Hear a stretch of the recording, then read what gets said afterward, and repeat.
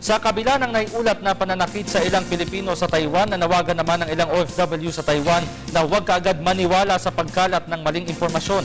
Para sa detalye, balikan natin ang ulat ni Dennis Lopez.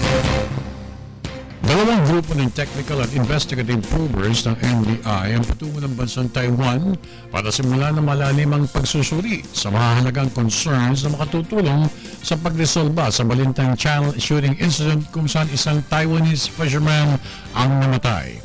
Ayon kay Deputy Director for Regional Services, Virgilio Mendez, matinding atas ng Pangulong Pinoy kay Justice Secretary Laila de Lima.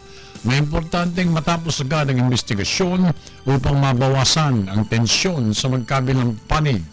The team now is preparing for their departure and we're just awaiting for the approval of our travel.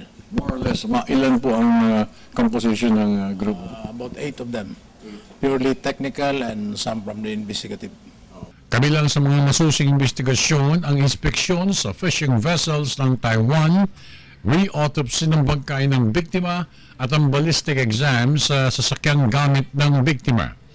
Those are the main concerns that we have to undertake: the vessel, inspection of the vessel, ballistics probably, and probably, if it's possible, the re-autopsy of the victim. What about the other companions of the victim? Would they be in...